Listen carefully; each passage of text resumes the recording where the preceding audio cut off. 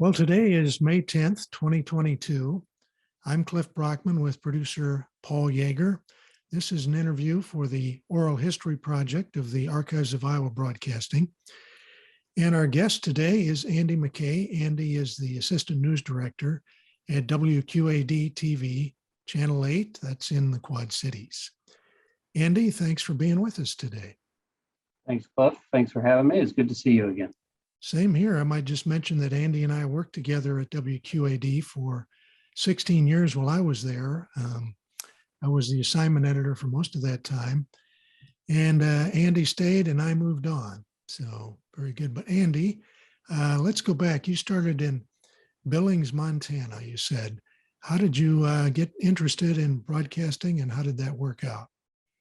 It was really by accident. It was Q2, KTVQ, Q2, CBS affiliate in Billings, Montana. I got a part-time job.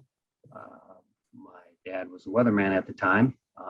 So I got a part-time job running the studio cameras, taping the prompter scripts together, and then running those for the show, and then also typing chirons. And then over time, I started going out with the one news photographer. He would let us do some shooting. And then I took an interest in that. And since they only had one, so we were a very small staff, they started using me and another guy to help get some news covered. So that's when I started learning to be a news photographer. Spent 2.5 years there in Billings.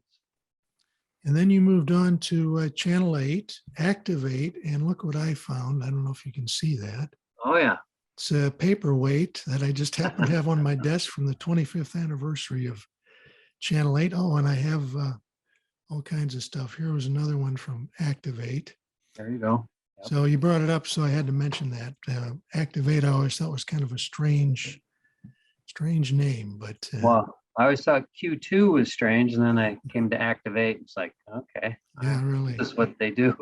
I think the idea was that it was Activator, somebody told me, so I don't know. Anyway, enough of that. So you came to Channel 8, and you stayed for a very long time. Why did you stay for so long? Pretty simple. I met my wife on a story. I was doing a story in the emergency room, and she works there as a nurse, and we ended up getting married. I can remember the first time I saw her, I was there already. She was working third shift. I was there in the camera. We're waiting for a trauma to happen. And of course, as it works, when we were there, traumas didn't happen. But I remember her walking in, and I remember seeing her, and then she saw me in the camera and rolled her eyes and like walked away. And then she went up to one of her doctors and said, "What are they doing here? They're going to ruin our night." It was like a Friday night. And she didn't know that the doctor goes, "I'm mic'd." So I could hear what she was saying. But yes, we ended up getting married a couple years later and have 3 kids, and this is home. So no desire to go on to another market after that. You've had your chances, though, I know, even though you probably didn't think I knew at the time. I knew that you had some opportunities. Yes. Well, and yes, there's one opportunity that I went for an interview, but I considered, personal life, family life more important than chasing that dream in a bigger market. I was still doing what I love to do, and but having a family is very important. So why do you love doing the news? What is it about that?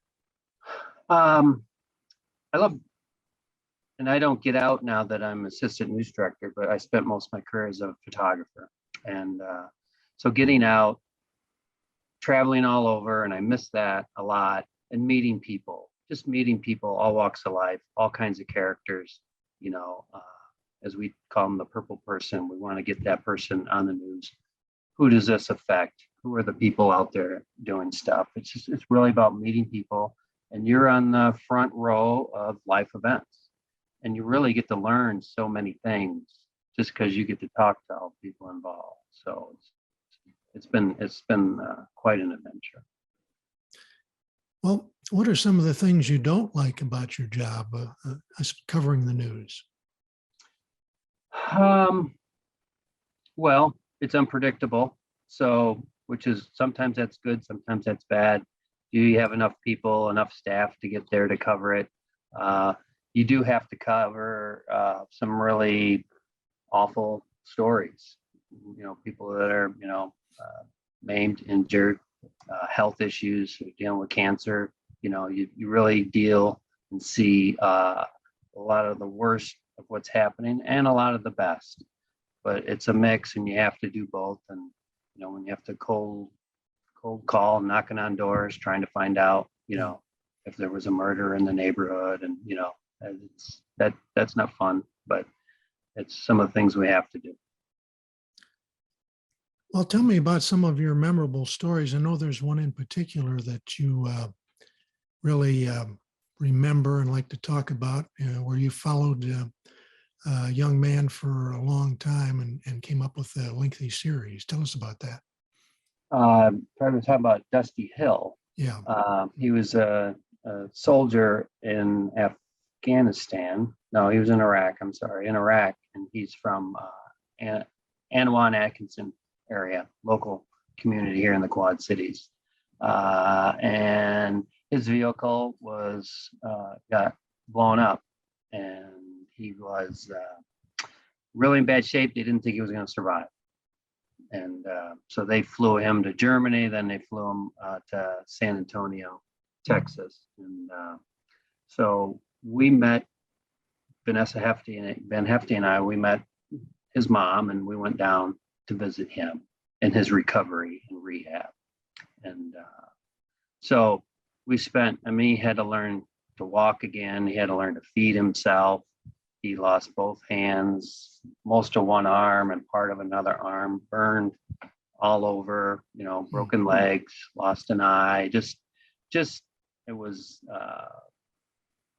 just incredible what he's gone through. And the doctors say he's one of the rare that have the survival gene.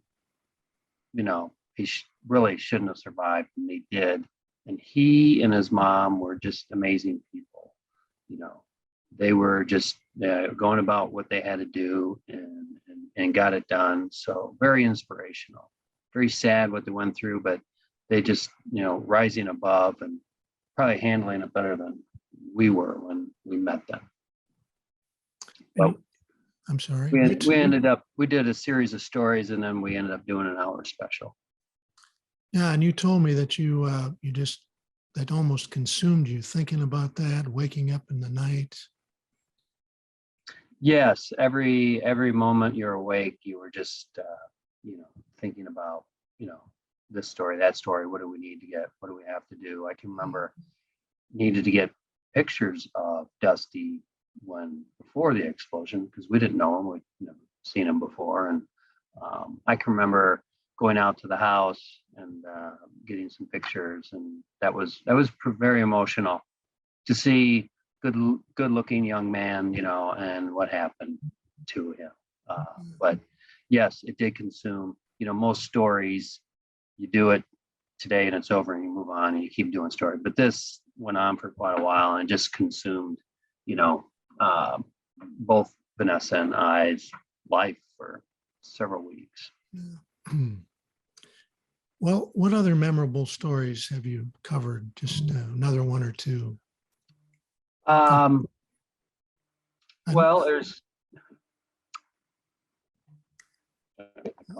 I can prompt you just a little bit. Go ahead. There's been a lot of flooding in the Quad Cities over the years. Several of them when I was there, and I think you've had several since I left. Tell us about that a little bit.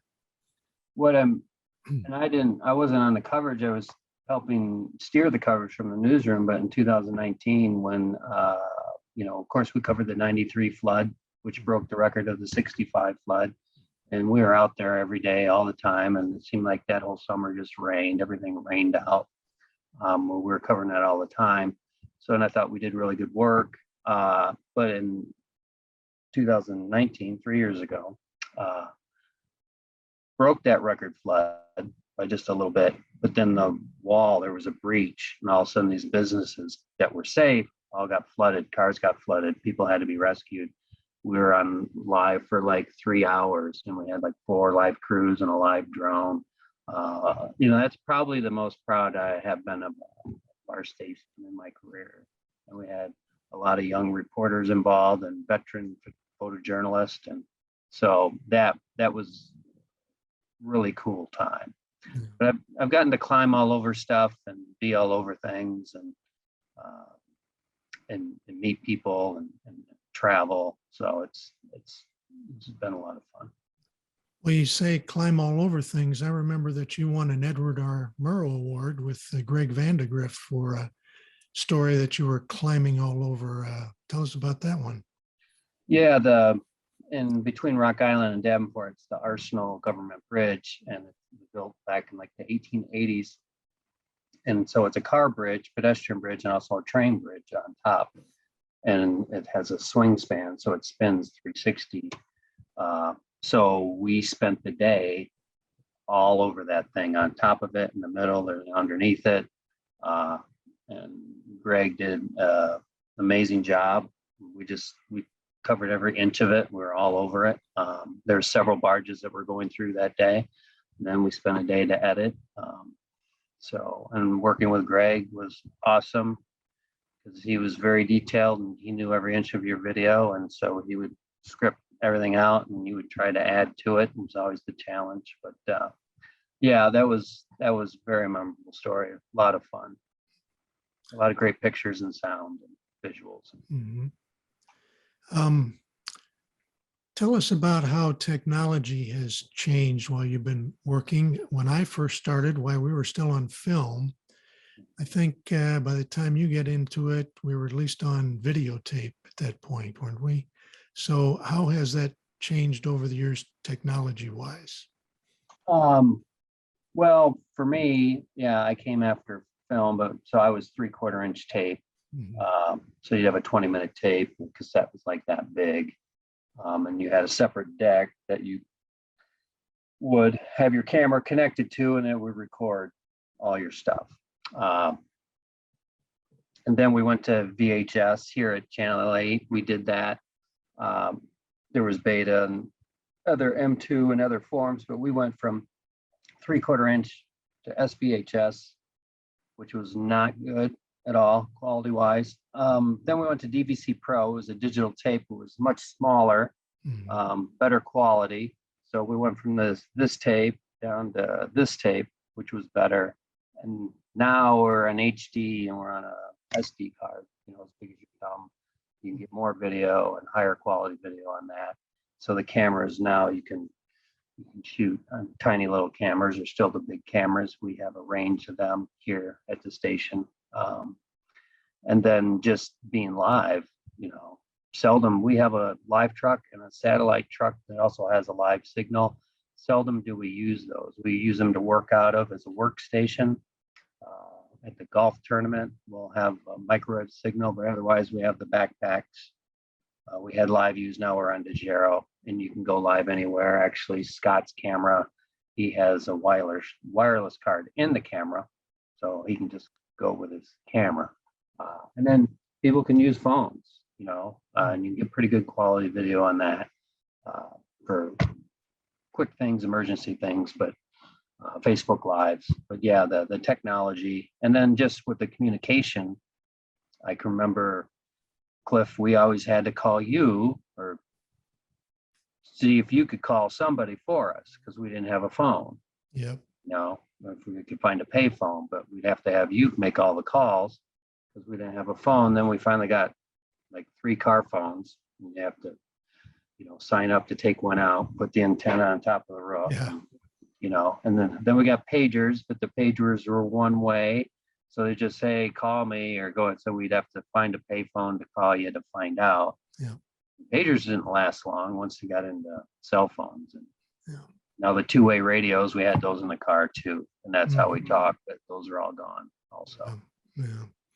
Yeah, I remember kind of the rule was always keep a couple of quarters in your pocket so you could go to the payphone and make a call. And hardly see those anywhere anymore.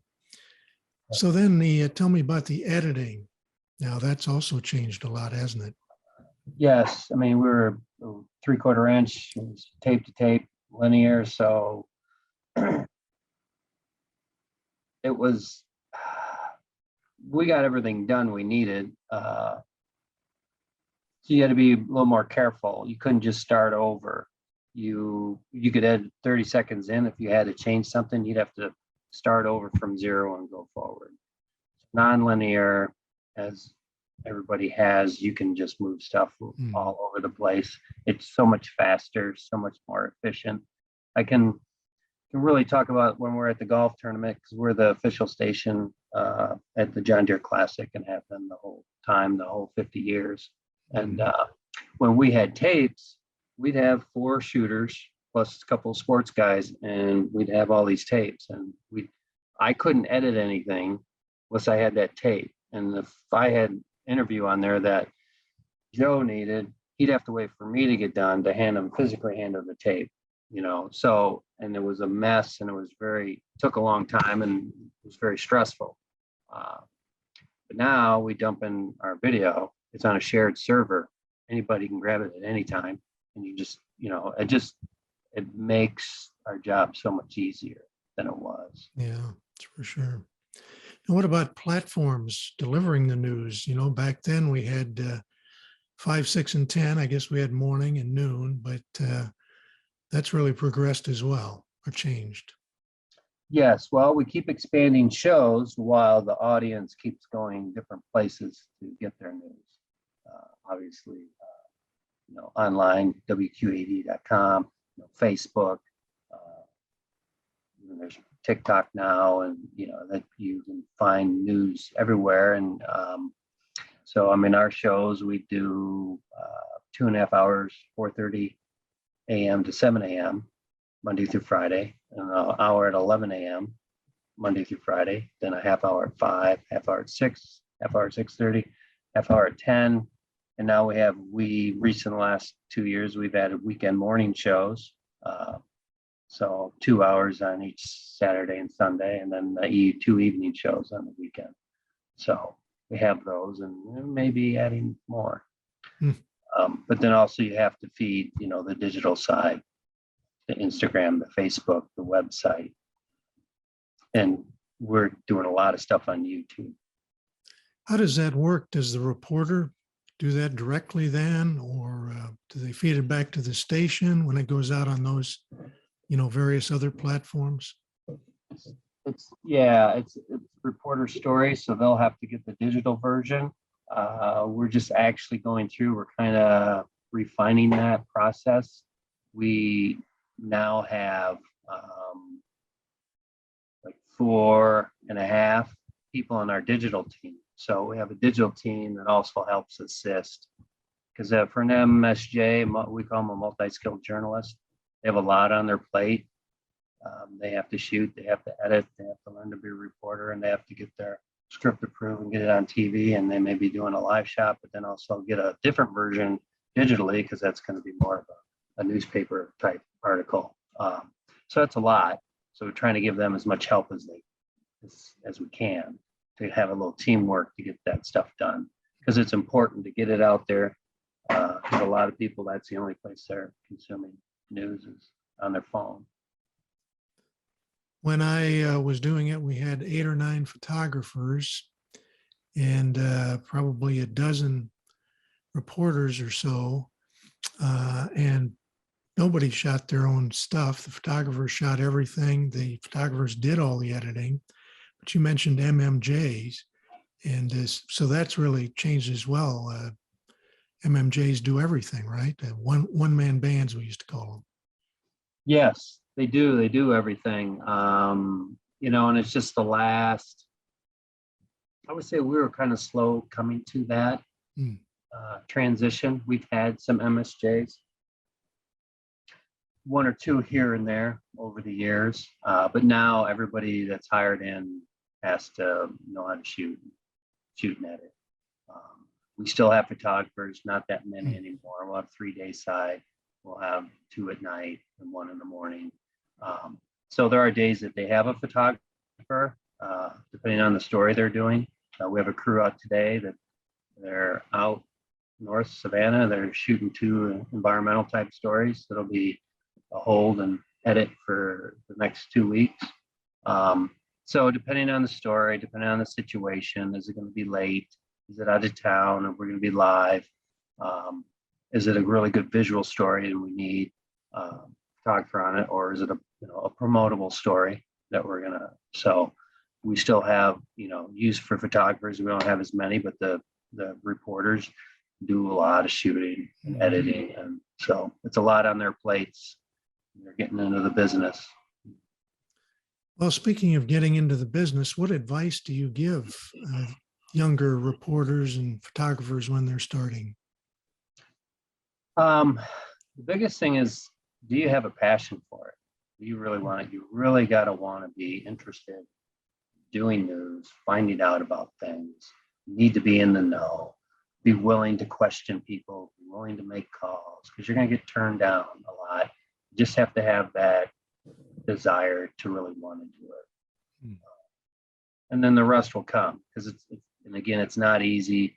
As you start out, you have to learn how to be a reporter, how to do an interview, what's important in this story, what should I focus on, what do we need to cover, let alone, okay, I have to shoot it, I gotta frame it right, I gotta white balance, I gotta get the audio just right, and then have enough video, and then I have to edit it. So there's a lot of things, and in the beginning it can be overwhelming, but as you learn, it slows down and those things become habit, and you can kind of focus on being the reporter that you want. But you really got to want to do it if you're going to get into it, because it is a lot of work. Yeah. Well, let's just kind of divert here a little bit. Back to you, and tell us, I'd asked you to think about a couple of anecdotes, humorous anecdotes. And I remember that you had things you said were not funny at the time, but then were funny looking back. One of them was in Montana, I think, wasn't it, with some elected official? Yes. And this has happened, things like this have happened to me a few times over the career. So if you balance it out and do the division, it's not that often since I've been around so long. But okay. I was covering a story. There was a delegation from Japan that was visiting some Montana ranches. And so I was out covering it by myself as a photographer out in Montana. And I locked the keys in my car out at this ranch. That was Senator Max Baucus broke into my car to get the keys out. So I thought it was embarrassing, but I thought it was cool because it was the senator that actually broke in. And I guess senators from Montana could probably do that kind of thing. Yeah. And then when I got back to the station, I locked them in. But I was there at the station, so I was able to get another key. But I've done that, and I've Nick Shealy was a serial killer here in Western Illinois and Iowa. And we had to go cover a case. I was with Chris Miner, as you know, Chris, excellent reporter, Hall of Fame reporter. So we went to go down to Galesburg to cover his appearance at the Knox County Courthouse. And as I pull up and park, as soon as I put the car in park, I realized I forgot my camera. Forgot your camera. And we're 45 minutes away from the station. Mm-hmm. I had a flip phone, which didn't do video. Chris had just gotten a new phone that did video, but he didn't know how to work it.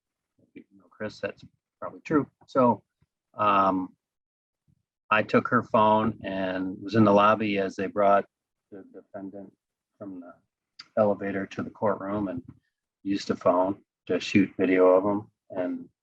And that's what we got. And so that was very embarrassing. So I keep that in mind when people make mistakes, because I've done it. It happens. Sure. Yep. Well, let's go back for just a minute. I should have asked you while we were talking about advice to younger journalists. How has the pool of applicants changed over the years, do you think? Do you get, I'll just let you run with that. How have things changed in terms of the people who apply? It's something our news director, Alan Baker, started a few years ago, but he's been going to the schools to recruit them and try to meet them maybe as their juniors or seniors and try to develop a relationship with them. There's not a lot of kids getting into it. Yeah. So it's hard to find. And it's mostly women that you're going to find. Not as many men get involved. I think over the years that's actually changed. Maybe women weren't as populous in newsrooms, and now there's more women in the newsrooms than men typically. So it's hard to find males that are interested. So it's hard to find people. And I think everybody's suffering from that, every industry. But and I wonder too, because a lot of kids that they're growing up, they're not watching the TV news. They're not watching like we do or their parents and watch. So how do they get interested in that? So maybe they see a reporter online or something, but it's you really got to look and you have to kind of go after them and try to convince them to come on board, because kids out of school can go to any market. It used to be you had to come to a small market and work your way up. They can go right to the top, right out of school. So a lot of your employees anymore just it's their first job. Mm-hmm. Yes. Used to be the second stop when I was there. Yes. Yep. Yep. You mentioned men. Why is it men aren't interested in the news jobs, do you think? That's a good question. I'm not I'm not sure. You wish you had the answer, probably, huh? I do. Yeah. It's kind of strange, back in the day, we were trying to find, women like photographers, now can you find a photographer, male or female? Yeah. But there's just many female photographers now. So yeah, I don't know the answer. I just think there's less interest in the business, which is, it's kind of scary a little bit. Maybe that'll churn and change, but right now, and yeah, don't you think some of it has to do with salary? It's pretty traditionally a low-paying position working in the media, whether you're in TV or print. yes, and for the hours you put in and the time and all the work, if you look, people can make better money. A lot of people get out and get into marketing or a job like that. Even the service jobs, the pay is going up, and so you're competing with a lot more people as far as pay, and the pay traditionally has not been great, and that kind of continues. Yeah, I wonder why that is. I mean, it is a very, poor paying or lower paying position. You've got to have experience. And I've never really figured that out. And I think if anybody can figure that out, then they should get a gold star, maybe. I'm just not sure why it's always been a poor paying position. Any thoughts on that? I'm not sure. I can remember hearing people talking about the golden age, when there was more money and maybe they did more things and had more events and stuff. Things are tighter, but there's media companies that are making money, making big money, but it continues not to really filter down to the local level. So if you want to move up, and move up in salary, you need to go to another market, go to a bigger market. But you can find jobs outside the industry that pay much better. And, and if people are looking for quality of life, your hours could be better, more consistent, not on call for breaking news or working weekends and holidays, things like that. And I think even with the pandemic, I think that's made people more attuned to finding a life like that, because, realize how much time you have. Should I spend it working, 10, 11 hours every day, and for little gain financially, which it's not about, if it was about money, I guess I wouldn't have been doing this. I enjoyed what I've been doing, but there is that side of it. Yeah. And Yeah. You have to, as you said, you have to have a passion for this kind of work, and have to, have that curiosity to get into it and stay with it. I think the industry is going to have to change at some point. And I think, the MSJs it's great to have people that can do that, but if you're doing it day in, day out, and there's no breaks, that'll wear you down pretty quickly. And if you look around, it's like, I have friends that are doing this, and they're off every weekend, and they're off at 5 o'clock. They always have a lunch hour, and it's like, you start looking around, it's like, yeah, I need more. So maybe the industry will figure out we're going to have to, pay more, help more, have more of a traditional team, and safety has become an issue also. In the last few years, if reporters are out by themselves, depending on the situation, we'll send someone with them to make sure they're okay, someone to watch their back. We don't have that issue very often here. It's more big cities, but we did have a photographer attacked a couple of years ago. Oh, what was that about? His camera got destroyed.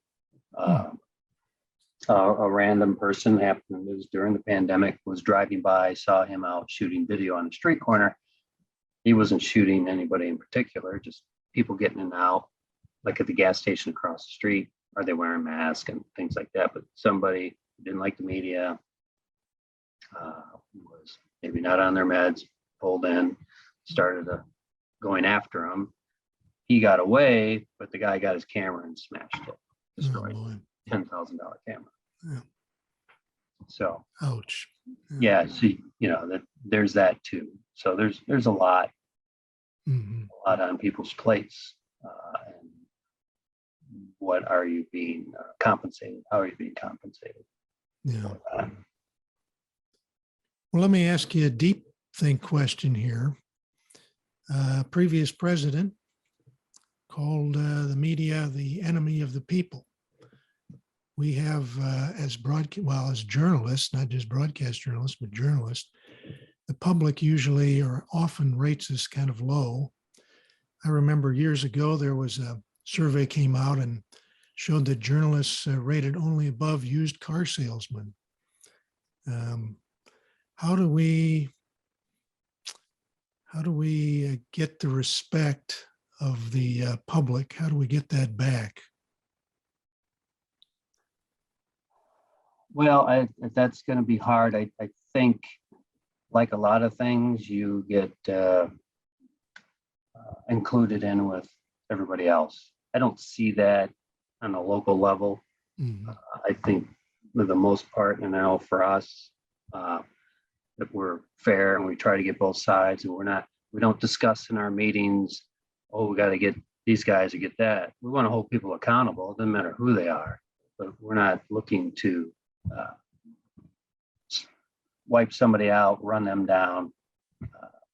The national media, and that's where I think everybody gets their news, and that's where all that comes from. And I feel like the national media, no matter which side it is, it's very slanted, and it's not equal, and they're not interested in the full story, and they're just really want to make certain points to make some people look good or bad. And I think the national media is a big problem. I think local media is, and by and large, and I don't see every local station, but my feeling is that they do a much better job. Any issue, if you look at a big issue, if there's a big crime that has happened in your area, the network will come in, do a quick thing, headlines, and boom, and gone. Where the local media will do stories day after day after day and cover all the angles and all the topics surrounding that. You won't get that from the network. So most people in the country will just see that quick version as they fly in and fly out. And so I think it's a tough road to hoe, but we're looped in with the national media. I think the local media, we're needed, and hopefully we survive. But I don't know how it turns around. It just seems to get worse. Yeah. Yeah, I think I've got to agree with you on that. Oftentimes, I think the local reporters work hard to get all sides of a story. And yeah, sometimes the national folks don't do that. They seem to have more and more having the opinions seem to be getting inserted into their. Yes. I know I kind of cringe when I'm watching the news at night a lot of times about that. There seems to be an agenda, and there's an example that I remember, and it wasn't intentional, but you remember in '93 the floods, and they went on a while, and all the networks were here. I mean, everybody was covering it. It was huge news. My sister and her husband live in Alaska, and so they saw a lot of this coverage on their news up there out of Fairbanks, and so they called. They were all worried. It's like, you guys okay? Because they go, oh, the Quad Cities is underwater, and look at all the visuals you see is just flooding and just record flooding and rain. And we live like a mile from the river. There wasn't water near us at all. 95, 98% of the Quad Cities was fine. But if you just saw the story from the networks, think, oh, Quad Cities, they're just that's a mess. They're underwater. Well, it was a big flood, caused a lot of damage, but it was very small, and as far as the community. But so that was just misleading to my own sister. It was like worried that, no, we're fine. They needed to give a little more perspective to the story. Yes, yes, and is there perspective? Not much, it seems. I think there's time for it, but it's not. Well, let me just ask you one last question, and then we'll call it quits for today. It's been very interesting. What's in your future? Well, keep working. I've been 36 years. My wife's been a nurse for 38 years. So I think we have a few more years to work, and then hopefully get a camper and travel around the country. But keep working, and hopefully we can grow some more journalists. We have a good group right now that are passionate. So that's a good thing. There are still kids out there coming into this that want to do good work, and we'll work at it. So that's very refreshing and reassuring to have that. So that's what helps me get through, the days, is where you see the growth from these new employees that really want to do it. And when the bug strikes them, there's nothing like that. Okay. Well, Andy, this has been great. I've really enjoyed kind of reminiscing, getting your views on things. Appreciate you talking to us today. No problem. Thank you, Cliff. Yeah, Andy McKay. Andy, I'm Cliff Brockman. This has been an interview for the Archives of Iowa Broadcasting.